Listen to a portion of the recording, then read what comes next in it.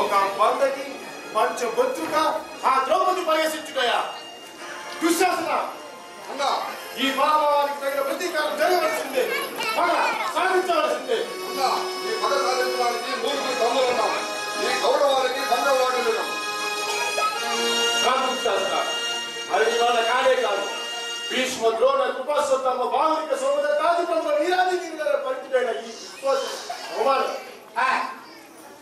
ఆజ్ఞాపించండి మహారాజా. కౌరవంలో గాంధీవులు ఓడించగల ఈ కర్ణుడున్నాడు. నా శస్త్రాస్త్ర శక్తితో పాండవులను బంధించి మీ పాదాల ముందు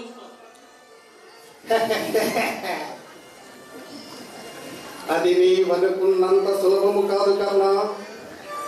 యుక్తికి అధినేతైన ఈ శకుని మామ ఇంకా జీవించే ఉన్నాడు. నెత్తురు పొట్టు నేల రాలకుండా నీకు విజయాన్ని సాధించి పెడతాను. ఇదిగో చూడు. అవును, పాచకలే. జోదంలో ఒక్క ఆటతో పాండవుల ఆట కట్టించి రాజ్యలక్ష్మి సమేతంగా వారిని నీ పాదదాసులను చేస్తాను అల్లుడు. బావా మర్చిపోతున్నారు, ధర్మరాజు సామాన్యుడు కాదు, జూద విద్య విశారదు.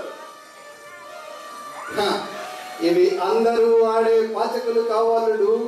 వీటికి అపురూపమైన ప్రభావం ఉంది. చూడు.